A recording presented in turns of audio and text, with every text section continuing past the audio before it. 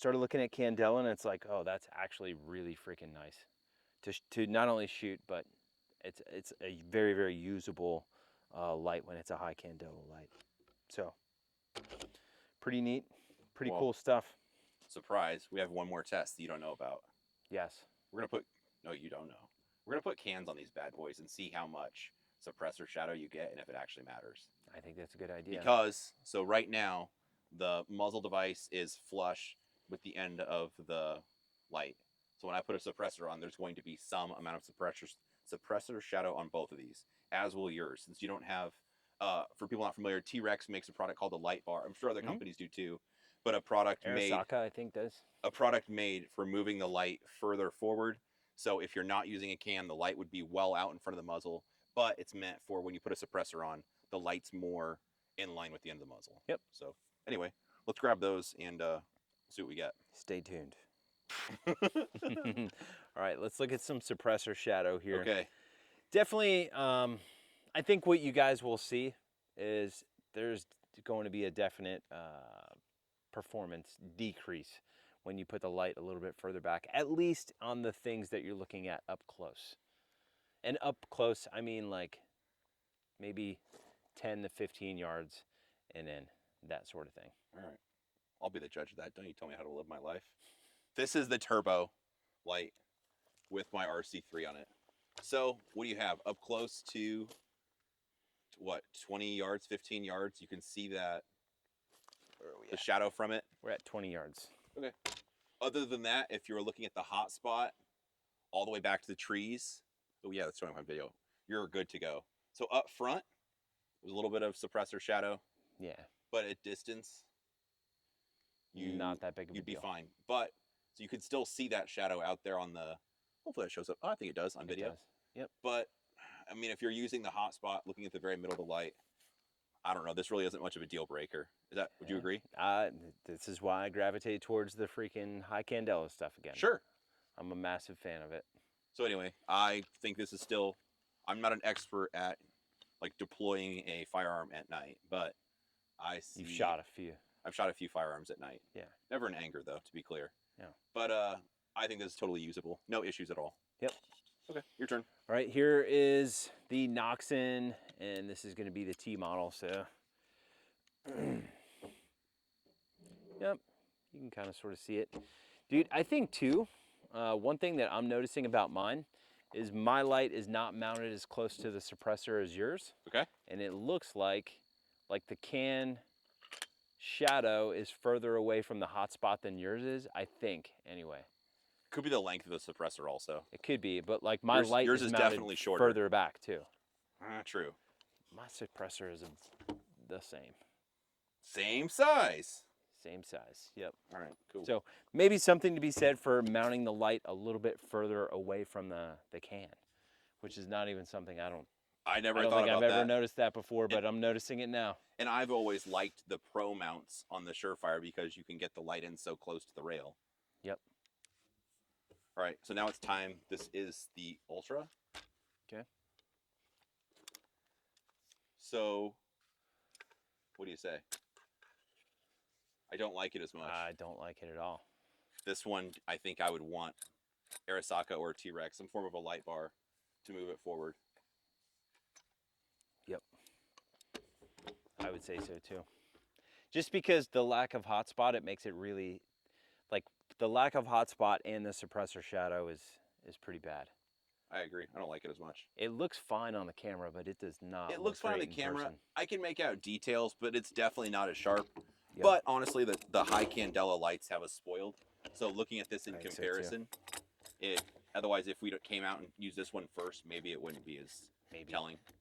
But I agree. I would prefer a higher candela light. I would go for the turbo. Okay. Let's look at the same thing. So this is the Havoc G. G1. All right.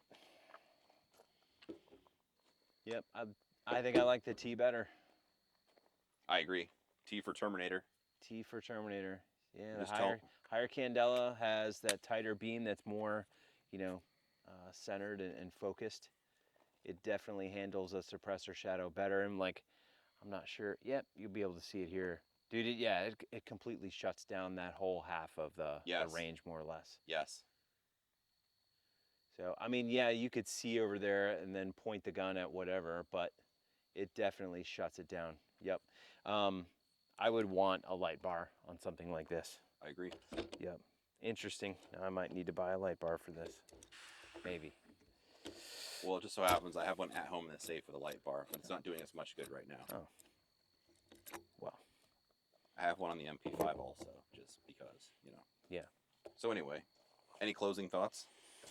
Yeah, Any other I testing mean, you want to do? again, I think the most important thing here is just to, like, if you're wondering, like, hey, what light should I get? What head should I get? I mean, I think, like, if you think about duty lights, this might hurt feelings or make people upset, but, like, if you're thinking about duty lights, Mod Light or Surefire is pretty much, in my opinion, the only game in town.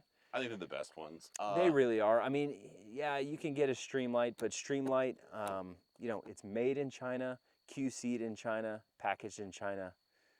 If you trust your life to that, sure thing. There's plenty of there's plenty of Streamlights that go into harm's way every single day. So I'm not trying to downplay it. However, if you had the choice, it would be like, I might not pick that. I might pick one of the other things. The other thing to think about too is, like, which one fits your needs the best. And to me, that's the biggest thing, right? Do you need high candela or do you need something with more spill based on whatever you're doing with the light? It's much like an optic that you put on your rifle, right? Like if you're shooting 50 yards and in, there's not really a real reason to have an LPVL. So things like that, what are you doing with it? And then base your decision on on that type of thing. Whatever you're doing with it should dictate which one you buy. Yeah, my closing thoughts. Man, like I've used Streamlight before and had good luck with them. I understand the argument. It all depends on what you're going to do with it. Yeah, Yep. if you're like a professional going in harm's way or a duty light, I could see the argument. Yep. But I've had very good luck with the pistol and rifle lights both. Me too. So if you do have a Streamlight rifle light, I do not like the mount it comes with. Arasaka makes some good mounts. You can just ditch the mount or the way it interfaces with the rifle and instead mount it to an Arasaka mount, which would be Sure. for like 35 or 40 bucks a good buy. Mm-hmm. But otherwise, it's preference. I think, like you said, if you think about premium, like firearm lights, It's gonna be one of these. Mod two. Light and Surefire, in my opinion, own the game. And if you talk to, like, we're working with an agency or professionals, they're likely going to have one of these two. So Yeah, these are the two that I see the most of for yeah. sure. Of anything on the table, what are you buying? The Turbinator light. I'm buying the Noxon T for 180 bucks. I think it's very, very difficult to beat. I think T for Terminator. T for People will Terminator. remember that. I love it. Other than for me, about the pistol light, I guess the one you brought, obviously. Yeah, the PL350C. This is easily my favorite light. It's got a well, we didn't talk about switching or anything. We just talked about the performance of the light. But one of the things that I like about the PL350C the most is that is constant on only. So instead of like trying to hold this button down to shoot, without breaking contact, it's like and having to change my grip or all that crap. Like I'm not a huge fan of that type of thing. So I just simply turn the light on, do whatever I need to do shooting wise, and turn the light off. It's super easy, very, very intuitive. And if you wanted to turn it on and off really quickly, like you would on Momentary, it's easy to do that as well. So I like the constant on feature, and I like that, the switches feel more or less like a really good, high quality AR-15 safety, where it like clicks on and off, very tactile. Very tactical and tactile. It is tactile. The Surefire Ultralights have been around for a while. If you have one of those, I don't think you need to sell it and get the turbo. However, if you're in the market for one, the option between the two, I like the turbo better in both the pistol and the rifle light. Yep. But it all depends to what you're going to do with it, what your application is. If you're only going to be inside, then the Ultra would probably be the jam if you weren't going to be outside. Or like a home defense gun. Mm-hmm. That, hopefully it's just going to be employed inside the house. Yep. Maybe.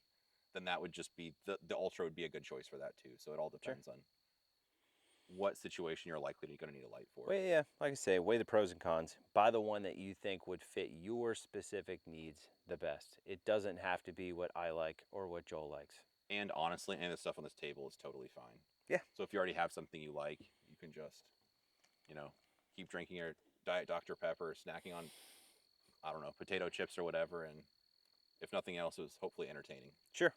But it just gives you some information to purchase lights, or if you're looking at buying a light. If you have something you like, you don't need to buy something additionally. Yeah. But if you're in the market for something, this will hopefully give you some things to think about. Yep. If you guys have any questions, comments, concerns, go ahead and drop them in the comment box below. Joel and I will be in the comments answering all of your stuff. Don't at me, bro. Tell Joel how wrong he is. Yeah, you could do that. All right. On that note, thanks for watching.